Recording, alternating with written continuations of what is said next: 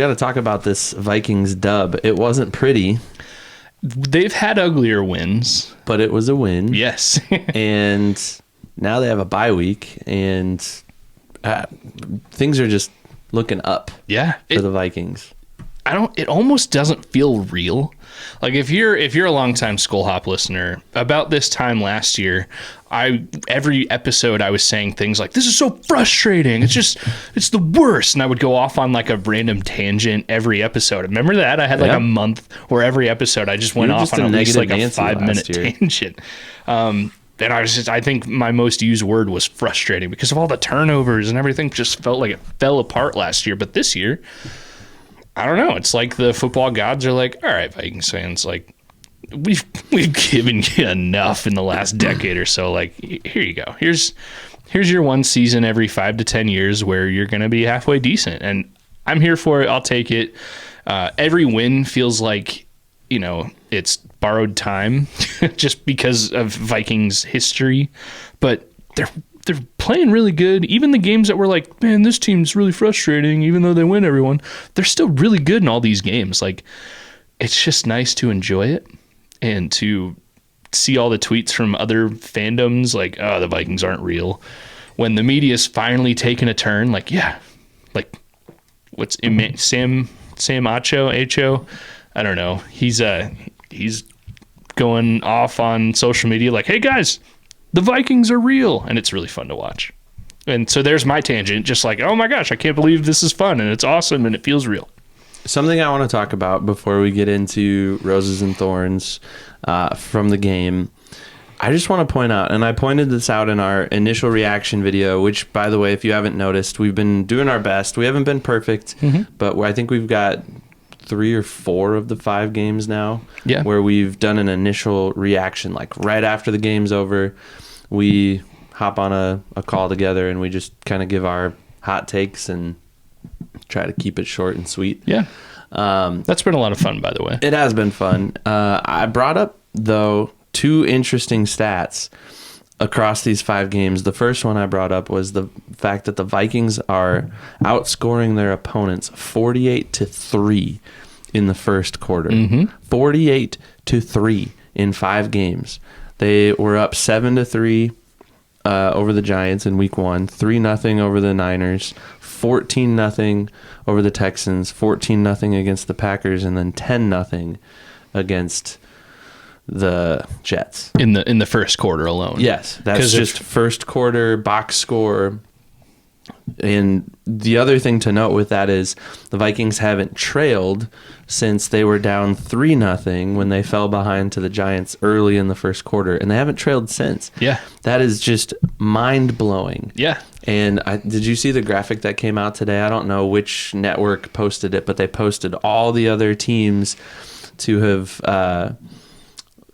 started out 5-0 and not trail for more than X number of minutes in their first 5 games, and all of them either went to the Super Bowl or won the Super Bowl. Yeah. It's crazy. And I don't think it was started out 5-0. Now that you correct, it is the having not trailed or the least amount of time trailed through the first 5 games. There were some elite teams in there, like the 2009 Saints and the 98 who was it? Not the 98.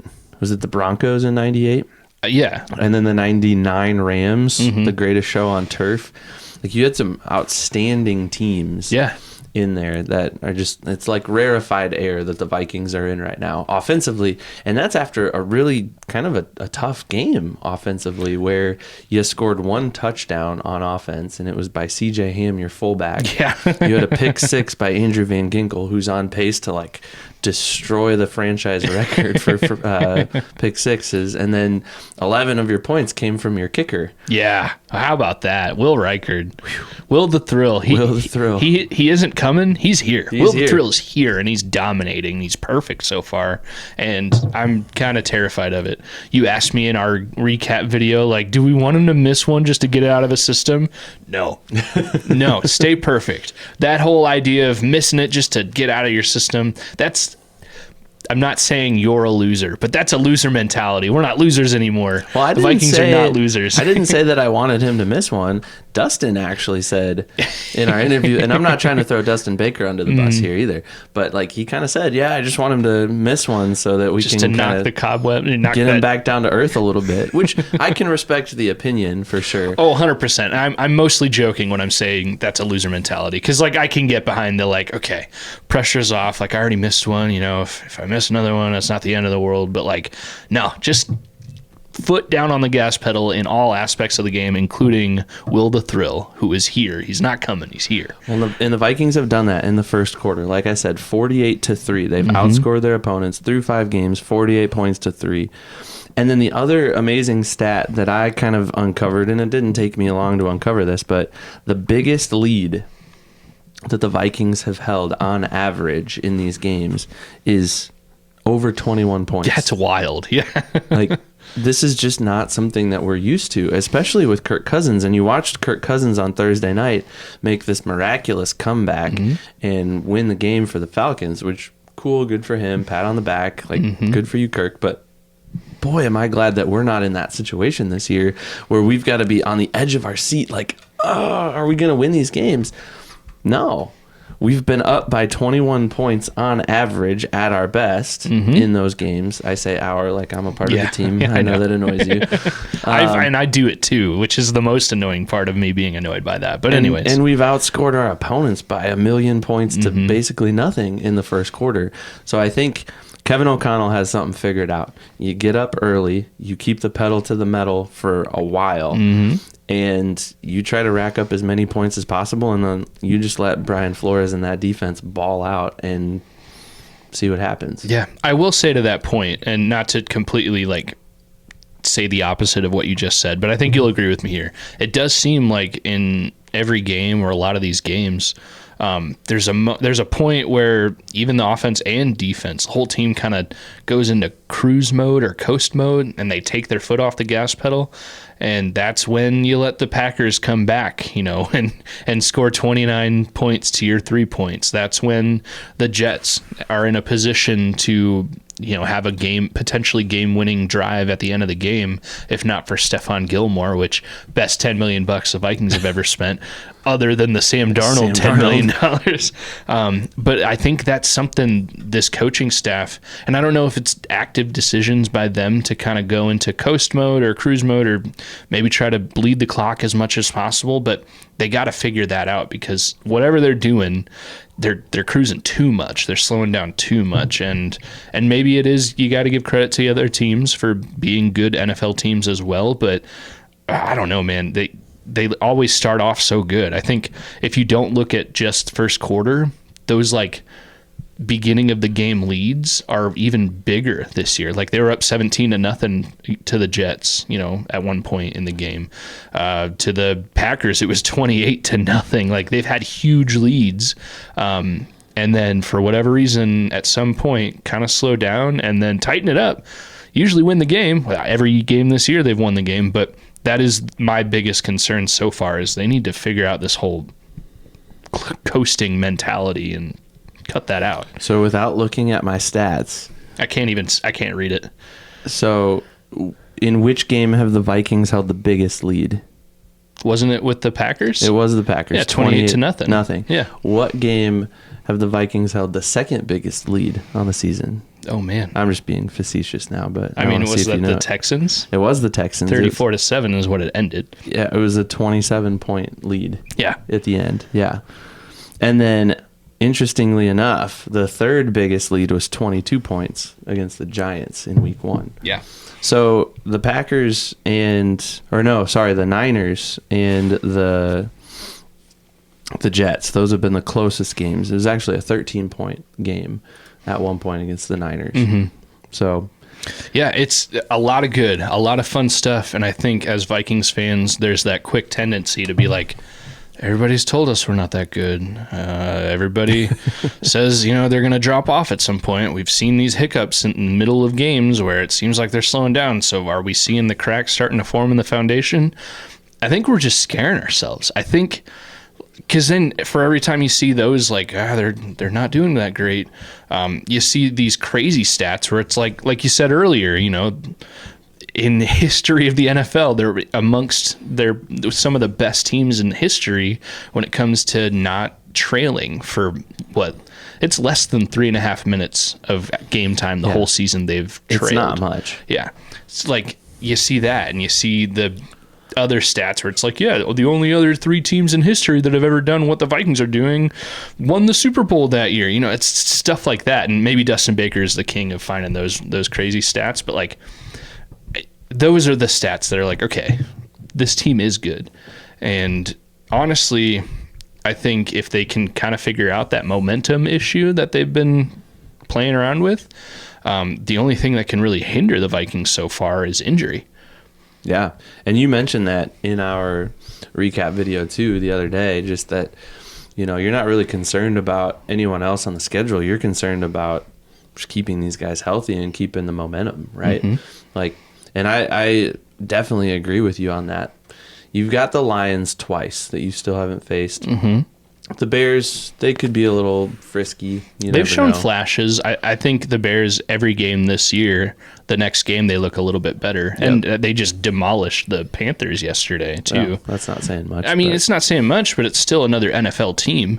And, to look better than you did last week, that's the goal for literally everybody in every profession ever, right? Like, you just do better than you were yesterday. So the Bears could be a weirdly scary team in the second half of the season, and that's when the Vikings play them both times. I think those 2 divisional games are the most concerning for me at this point in the Vikings' remaining schedule. But beyond that, like, you've got teams that are just not good. I mean, you've got the Rams, who are mediocre, the Colts, who aren't good, the Jaguars, Titans. The Cardinals have kind of proven that they can't really hang. That Falcons game will be interesting. Yeah. The Seahawks, I think, was more interesting about a week ago until they lost this week. And then it's kind of like, maybe. But then, it's only just 1 week for some of these games. We will get to that. We'll get to that. But I want to finish off our thoughts for this London win over the Jets. Roses and thorns. Evan, what's your biggest rose? My biggest rose continues to be the fact that it's not one person. It's just, it's almost as if, and I think this is actually, I was thinking about this morning. I was drinking my coffee and I was just kind of scrolling Twitter, kind of catching up on all of the Viking stuff that came out yesterday. And I had the thought, we've been doing this wheel of purple punishments. It seems like Brian Flores and this Vikings defense has their own wheel of purple punishments, and they spin it before the game, and they're like, all right, Van Ginkel, you're going to have a huge game today. All right, and Blake Cashman against the Texans, you're going to go out and just ball out. Jonathan Grenard, you get this game, right? And they just, it's like they have the wheel in the locker room, and they spin it, and it lands on somebody, and they're like, all right, you're up. And that's, I don't know, it's obviously not true, but I love the fact that we're not relying on these like heroes anymore. Like that used to be the Vikings narrative for so long. It was Adrian Peterson, it was Stephon Diggs, it was Daniil Hunter, it was Everson Jefferson. Griffin. Justin Jefferson. I mean, I remember a game last year, it was after Kirk had been hurt, he was out, and Nick Mullins was in the game. I don't even remember who it was or what game we were playing, but it just seemed like Justin Jefferson had this massive chip on his shoulder, and he wanted to prove to the world that he could win the game for the Vikings. And I don't remember the outcome of the game or anything. We could go back and look probably, but he hasn't had to do that this year. And it goes on the offensive side of the ball too. Like, Sam Darnold had his worst game in a Vikings uniform on Sunday. No touchdowns, no passing touchdowns. No touchdowns. One interception. Passer rating was really low. I think lower than what Rodgers ended up with, and Rodgers threw 3 picks. It was just an ugly game. I think the weather kind of affected it because it was drizzly and things were slippery and whatnot, but he was just not accurate with his throws. Jordan Addison, Justin Jefferson, they could not haul in any of the passes that he was throwing their way. But it didn't matter. And it didn't matter that Aaron Jones went down, right? You had. I think it kind of mattered a little bit. It did matter. It did matter, but it didn't matter in the outcome of the game. Enough to lose, yeah. So to me, like, the Vikings are so well-rounded. I do think now that we're removed from that game by a day, the Vikings might need to figure something out at running back, because they proved that in the absence of Aaron Jones, there's really no viable solution to keep that running game going, and that's what's kept this offense so balanced over the first 5 games. Is you keep the opposing defense honest when you're able to run the ball effectively. And I think, what is Aaron Jones averaging, like 4 yards a carry or something like that? I thought it was more like mid 5s. 4 or 5. Yeah, which is pretty good. On the season, he's 4.9. Oh, okay. Ty Chandler's 3.5. That's a pretty steep drop off. Yeah. And I think Ty Chandler only averaged like 2.5 yards a carry in Aaron Jones' replacement on Sunday. So I don't know. There's been some talk about, like, is Travis Etienne, is he the guy? Should we go after him? The Jags season's basically over. There's probably a few other names out there that the Vikings could go after, but all of that to say, my Rose, the good, not the bad. There was a lot of bad on Sunday, but the good was it still hasn't come down to one player. Justin Jefferson didn't have to overextend himself and try to play hero ball and put the franchise on his back and get the win. In fact, he finished with 90-something yards and no touchdowns. Yeah. It was just crazy. Very germane. Speaking of hero ball, I immediately think of Nick Mullins. That one pass that he threw. He was in for one play and threw a deep-ish pass for like 24 yards to Aaron Jones, which might have been the play that got Aaron Jones a little banged up too. I think it was. But of course, he's in for one play, and they didn't, with the backup quarterback coming in cold, KOC didn't call a run up the middle or something for one play. Like, they called a pass, and it worked. And yeah, sure, I think on that one, if a better ball was thrown on the exact same route, if everything else was the same, maybe it could have gone for a touchdown, because he kind of underthrew him and he had to slow up a little bit. But that's total Nick Mullins. Is all right, F it, I'm gonna throw the ball. And it's total KOC too. Like, I think he's not gonna take the foot off the gas if the backup quarterback is in. Yeah, until they have a 17-point lead, and then they take their feet off the gas. Right. What's your Rose? So my Rose, I mean, they're 5-0. Like, it's hard to argue with that. They could still lose five games this season and still make the playoffs probably pretty easily. And I don't know if they're going to lose 5 games this season just based off the way they've looked so far. And we could talk about that a little bit later. I've actually kind of predicted how many games I think they'll lose. But they're 5-0. I did have an honorable mention of a Rose that this might be the last game Aaron Rodgers plays against the Vikings. Something I saw pointed out by Dustin Baker in the Vikings territory recap of the game. Like, they do the 12 snap reactions of every game pretty quick after they end. And one of the things he says is, yeah, this might be Aaron Rodgers' last game against the Purple. Theoretically, it could be. And that kind of feels good to know, like, we might not have to deal with Aaron Rodgers anymore. And it was a win. So there's nothing as a football fan that brings me more joy than watching that man be frustrated on the football field. It was really entertaining to watch on Sunday. The fact that they struggled mightily, but this will transition me to my thorn. My thorn was that we continue to put these teams, specifically the last 2 weeks, the Packers and the Jets. We put them in a position to come back and win after being up by an average of 22 points, after outscoring our opponents 48-3 in the first quarter. The last 2 weeks, these teams have found a way to get themselves back into the game, and it's really come down to our defense, to the Vikings defense, shutting things down and saying, nope, we're not going to do this. This is not going to happen today. Yep. So thankfully, Stephon Gilmore was the answer to our prayers on Sunday. Got that game-sealing interception. But I was standing at my TV with, I think it was like 3.5 minutes left of standing. You don't sit in those moments. Yeah. You're standing, you're pacing, your wife is rolling her eyes in the background like, oh my gosh, what did I marry into? But I'm looking at the TV saying like, you don't give Aaron Rodgers the ball back with this much time on the clock. You just don't do that. And here we were, we had no choice. We had to give him the ball back. And I'm just like, I've seen this before. Yeah. This has happened, and this is where we're going to get our first loss. This is going to suck. It has been a really crappy day. Nobody's played well at all. And fortunately, like I said, it wasn't bad.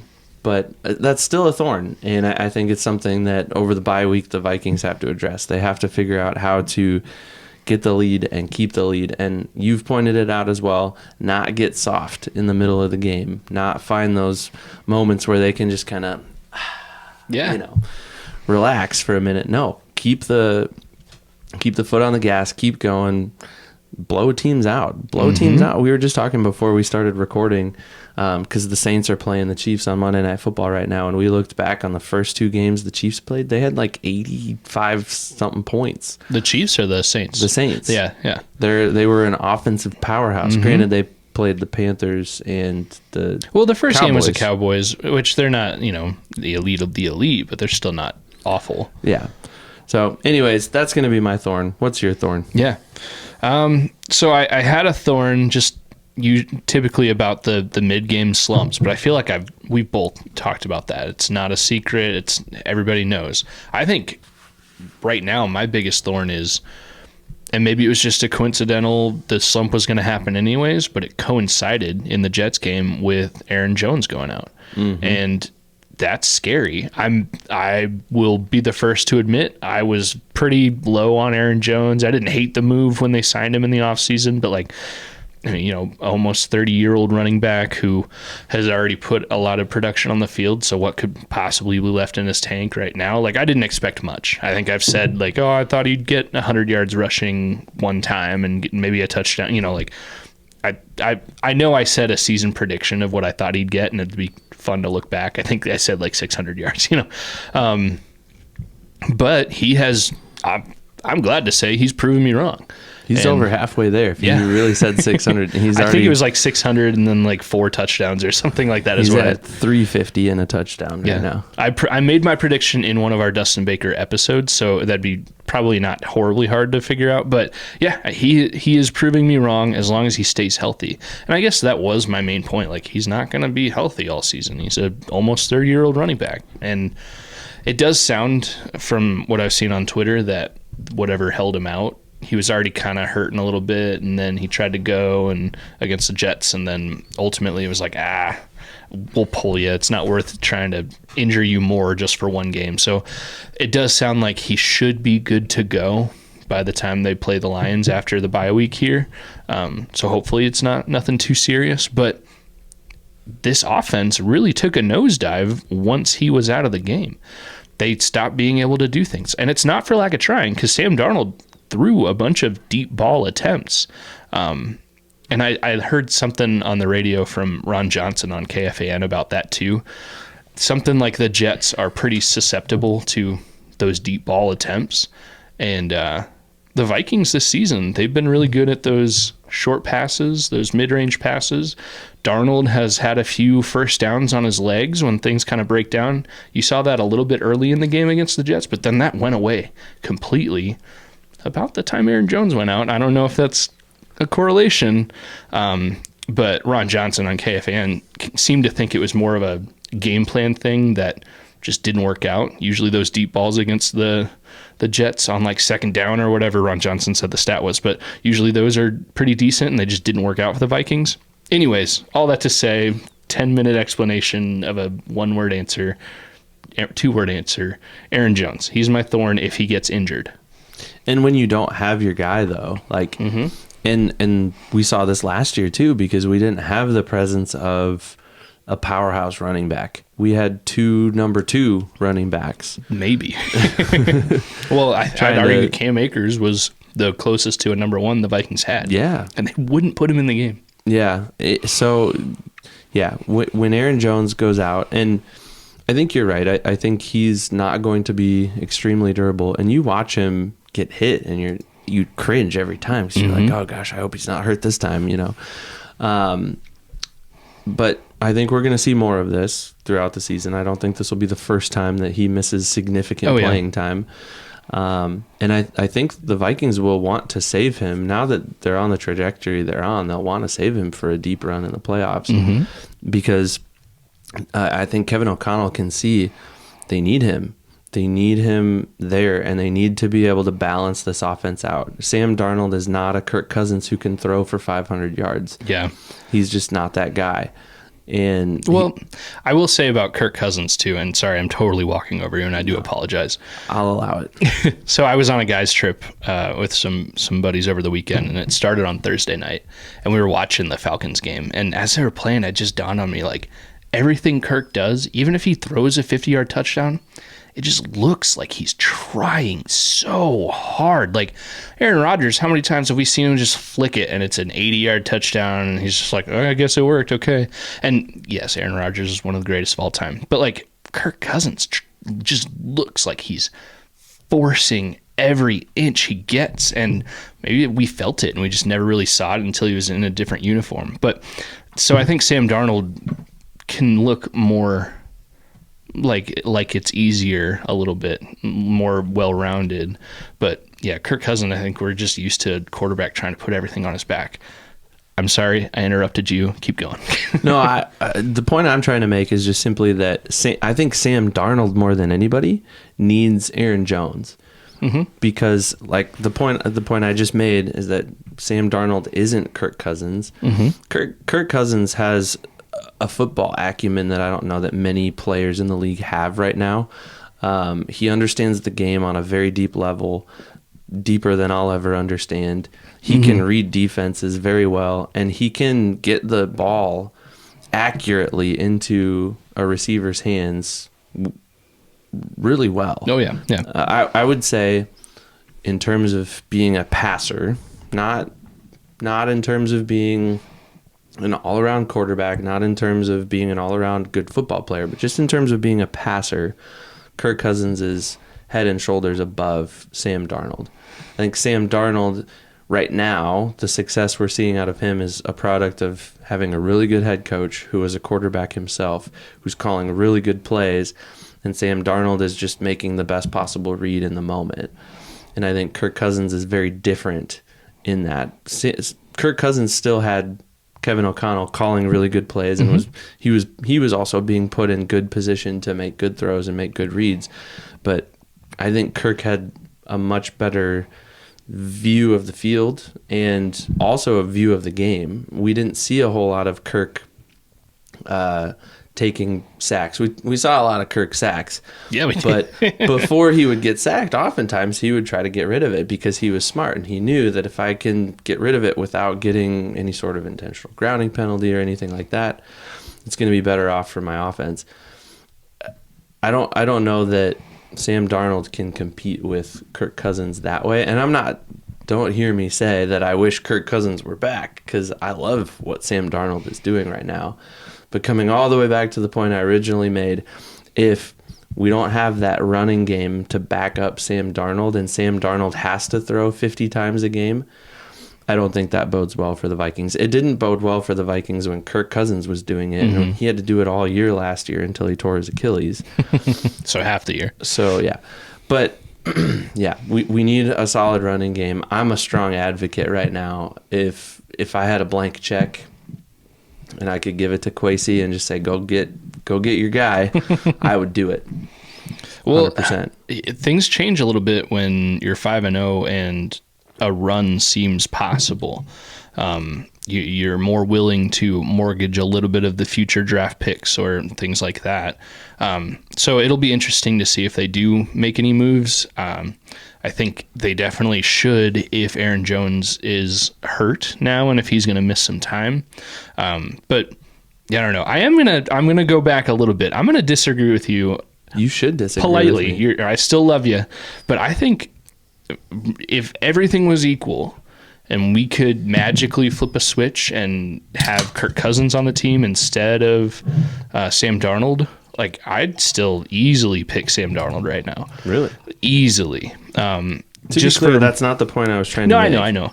But just what I was saying earlier, how everything about it just kind of dawned on me that it just seems like everything good or bad Kirk does, it seems like he's trying 100% more than everybody else has to try. And I agree with you. He probably understands the game extremely well. We've seen it. He's proven it.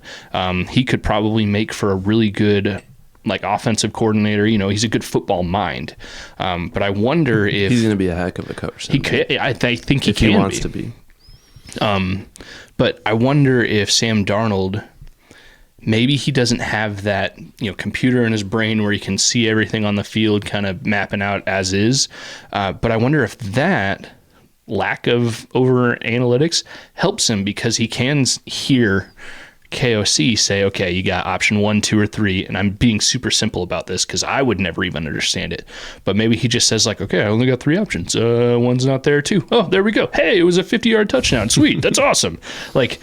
I don't know. I think the mixture of KOC and Sam Darnold, and potentially even in the future, which we'll get hopefully, the mixture of KOC and JJ McCarthy is better than the mixture of KOC and Kirk Cousins, because you got 2 elite minds going, and there might be some little friendly, arguments going on and difference of opinions. And if you're the guy on the field, you can look up and make a pass. And if the coach says, what are you doing? I could have had something better for you there, which we've seen, the sideline video of KOC saying that to Kirk Cousins after a failed 4th, down conversion.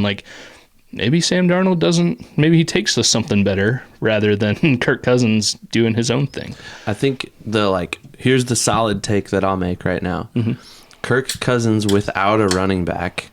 51-yard attempt off the upright. For no the good Chiefs. for the Chiefs. Good. Watching Monday Night Football right now. I wouldn't know what that's like. Our kicker's perfect, so I know. Yeah, don't jinx it, man. Come on. Anyways, the point I'm trying to make, I think, is, and this is the hot take that I'll make right now, and I'll stick with it. That's fine. I think Kirk Cousins is a better quarterback when you don't have a running game to back up I can see that. the quarterback position, because he is the guy that can throw 500 yards on 40 whatever attempts and score 4 touchdowns. He's not the guy that's going to get you a touchdown on his legs, probably, except we watched him do that once live. Yeah, we did against fun. the Cardinals. He's not the guy that's going to just make stuff out of thin air like Patrick Mahomes does, but he is going to, when called upon, throw the ball a crap ton, and he's probably going to complete a lot of passes. He's probably going to throw for a lot of yards. He's probably going to find open guys downfield and get in the end zone. That's just kind of what Kirk does. I think Sam Darnold, again, he's a little more maybe simplistic in the way he plays the game. He needs that running game to back him up, to help him when the play is called. One of the things I've noticed a lot this season is Kevin O'Connell loves to call naked bootleg plays. He did it a ton with Kirk Cousins, and Kirk Cousins excels in that situation where he's peeling out on his own and he's just looking downfield, making his reads, finds the open guy and throws it.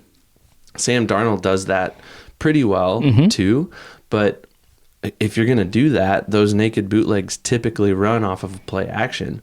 So you can't have that play action game, and the defense isn't going to bite on the play action if the run game isn't there. And that was the case last year when Kirk was still healthy. We had to rely on Kirk in those games because the run game just wasn't there. Yeah. And you could, fake the handoff, but the defense knew, well, Kirk's going to roll out and he's just going to slice and dice us all day because that's just what he does. Yeah. It's more effective this year because the run game keeps everything honest. I'm belaboring this point so much, but I'm really passionate about it. You're bringing me more towards your side. I'm still, for what I said earlier, I'm still going to hold back fast on what I said, but I'm more understanding what you're saying, and I think you're making good points. I'll definitely take Sam over Kirk. Like 5-0 is so much better than That's the thing. We can argue about all these crazy nitpicky things. I'd rather be 5-0 and like, oh yeah, we outscored our opponents 48-3 in the first quarter than like, oh my gosh, we're 3-2 and we've barely won the 3 games that we've won. Yeah. So I guess the last thing I'll say about that point is, and you've kind of brought this idea out of me by saying like, Kirk without a run game is probably better, Kirk can be that Superman. But what have we said every game this whole season for the Vikings? One thing either one of us or both of us have said is like, yeah, the best thing is like, we didn't need a Superman today. We didn't need 500 yards from Jefferson. Sam Darnold didn't need to throw 509 yards like Kirk had to come back and do against, on Thursday Night Football. I think one of us said this recently, maybe the Superman, quote unquote, is KOC and Brian Flores. Yes. And I think when you have, and this is going to sound probably like a dig, I'm a Kirk Cousins fan. I like the guy. I think he's a good dude and a good quarterback. I think if he's going to win games, it's because he was the Superman. And if your quarterback, if you're Kirk Cousins, if he's the Superman on your team, then your coach kind of doesn't get the chance to be the Superman. He doesn't get the chance to shine from the sideline because Kirk is wheeling and dealing and doing his own thing on the field. And that's the thing. He can only see what he sees on the field, and the coach needs, maybe the best teams are because the coach is a Superman. I mean, yeah, you're going to get Brady, who obviously it was Brady and not Belichick, but it was a little Belichick, during those 2 decades. But it was mostly Brady. Like, he was the Superman. I think Kirk can't win unless he's the Superman because he's forcing things, and maybe that's what I'm picking up on is everything seems harder for him. And if he is a Superman and he's not very super that day, then they're not going to win. I don't know. Like, I guess that's all I can say is maybe KOC is a better Superman than Kirk. And that's why this team is 5-0 right now. Yeah, I can definitely get on board with that. Well, let's transition quickly because we've talked a lot about this game. If you're still listening, we're sorry. We still haven't looked ahead. Yeah. Not that there's a game to look ahead to because it's a bye week, but we can still look ahead to the remaining schedule after the bye week. But who are you going to give a game ball to after this victory over the Jets in London? I feel like these offense, because we'll do offense, defense, and special teams. Okay, first off, I think the clearest cut special teams, maybe the clearest cut game ball overall, Will the Thrill. So I think both of us are going to say Will the Thrill for special teams. Yep. Especially since special teams is kind of scary right now. Like outside of the field goal kicking game, like the punting game is scary. And it's not even just because of Ryan Wright. He's not the problem. It's the coverage downfield. Mm-hmm. That's all it comes down to. There was a play, and I brought this up in our reaction video, and I think the league should look at this. I think the Jets returner made a good play. I thought it was a smart play, but I don't know that it should be a legal play long term. He just flung his leg out and caught the Vikings gunner and made it look like he ran into him. Like that's legitimately what happened. It wasn't that the Vikings gunner ran into him on purpose.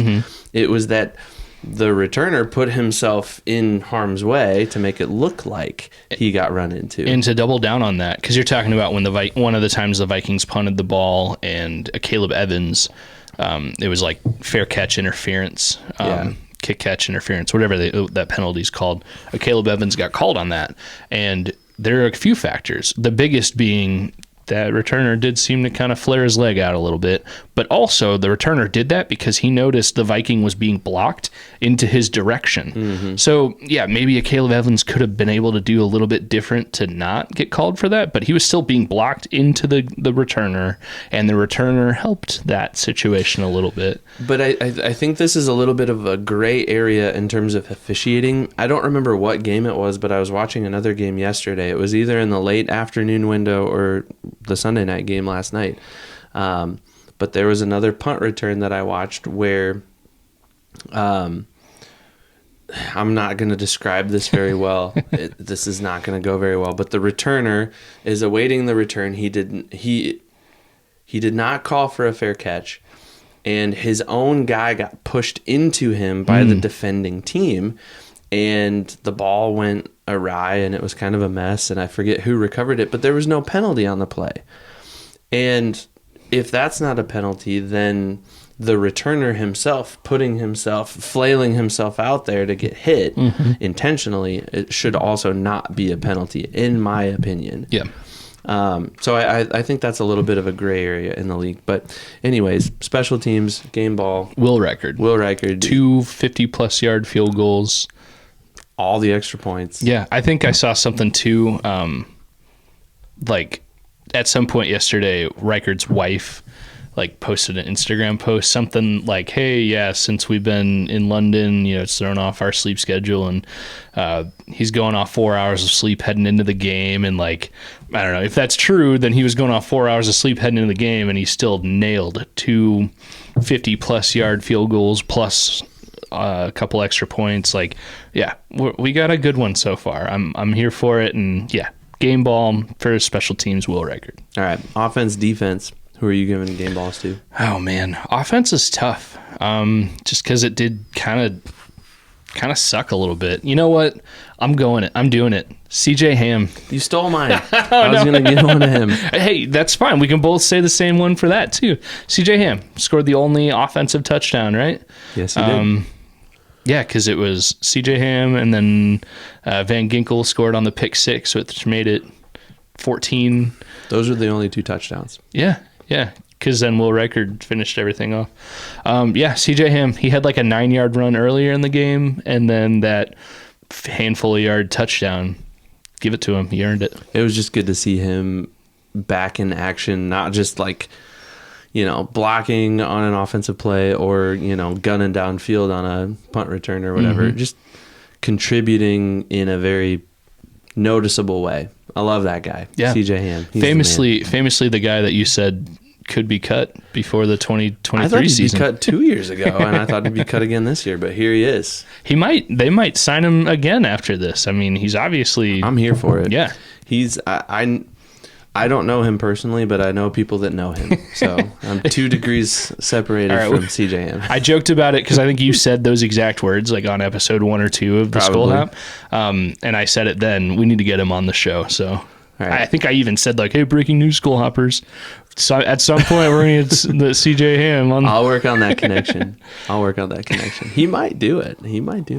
He's a good dude. Maybe not in season. That'd be a pretty tough ask to come on a podcast when you're in the heart of the season. We can get him in the summer. It's the bye week, though. I don't know. Maybe Twitter is a thing. Hey, CJ Ham, come on the show. Open invitation for any Vikings player. Didn't work when we did that for... Present. Yeah, we did that for Harrison Smith, and I don't even think we got a like on that tweet. Hey, Dalton Reisner, man, he's just sitting around right now. Oh, man. We could get him on. I don't think he's going to come on after you just said that. I'm sure he's not just eating chips and sleeping on the couch. That's not the implication.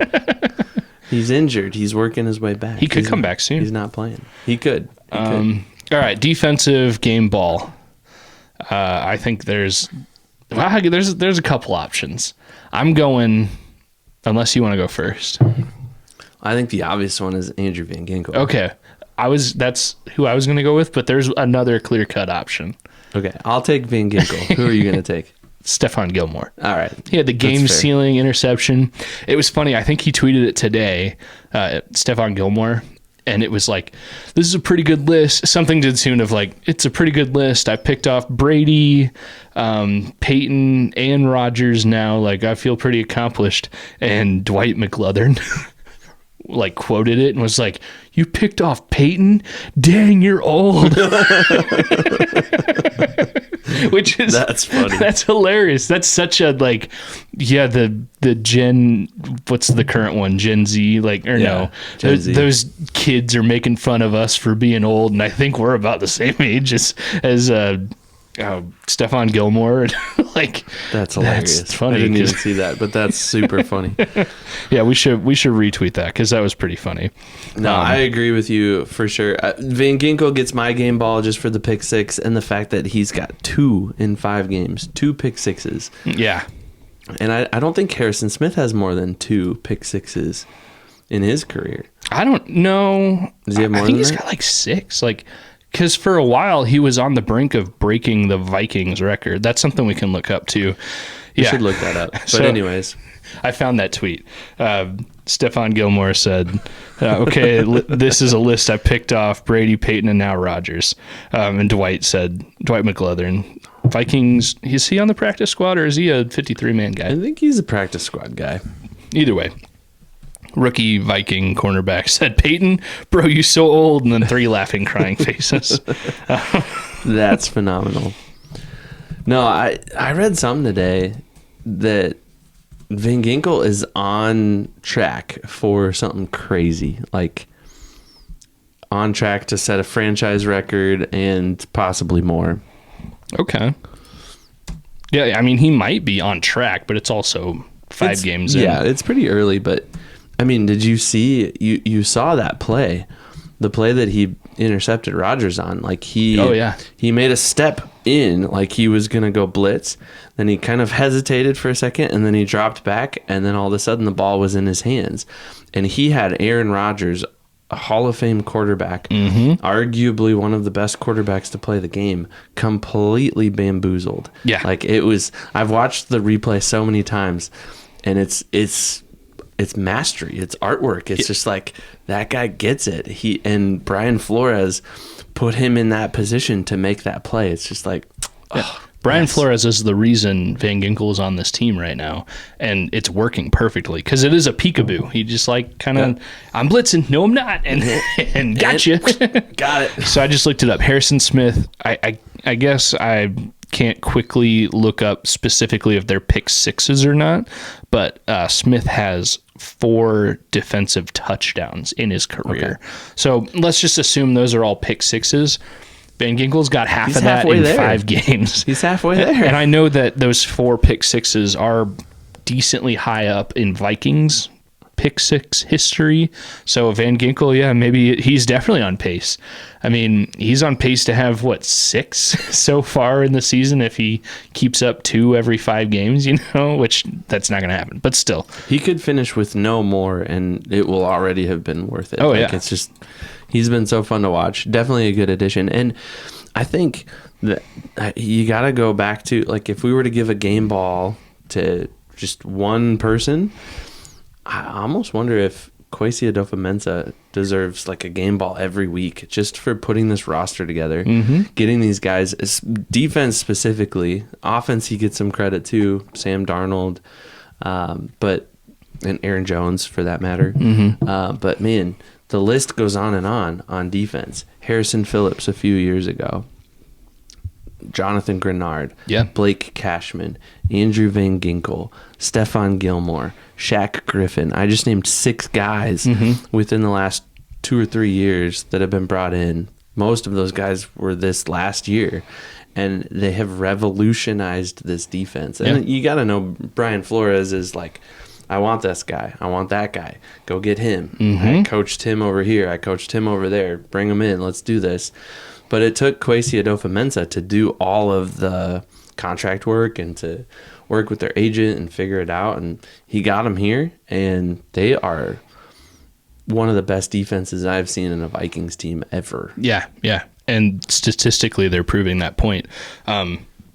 Just to belabor this talking point even more, I think for that reason, I've heard specific stories on the radio and stuff about how Flores had a direct hand in signing a handful of those guys that you just listed off, plus some more. And I think Brian Flores, which is a good thing, it's not to undercut Kwesi at all, Brian Flores has had a major hand in shaping not only the system, but the personnel of the Vikings' current defense. And for that reason, we heard from Dustin Baker that Flores is highly compensated. I don't think that information is out there as easily as you can find player salary information.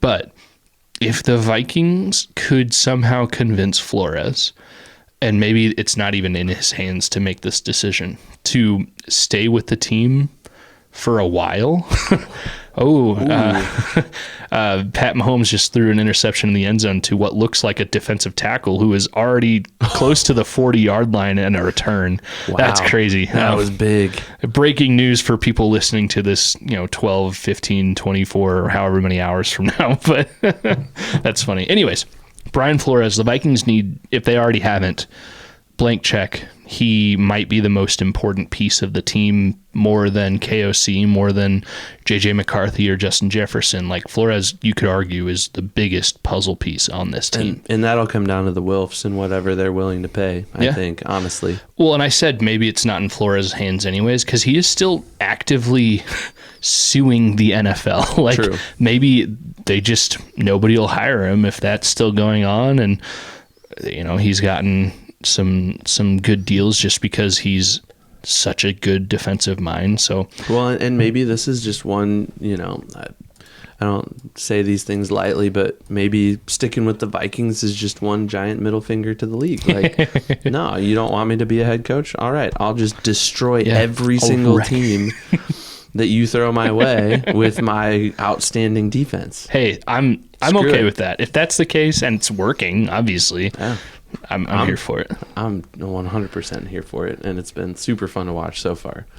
All right, so game balls, we had CJ Ham, we had Van Ginkel / Stephon Gilmore on the defense, and then obviously Will Reichard on special teams. I think we did it. I think we belabored. We totally talked about the Vikings beating the Jets across the pond. Didn't have to make excuses for why the Vikings lost because they didn't lose. They got the job done. And now they get a week off. Yeah, they do.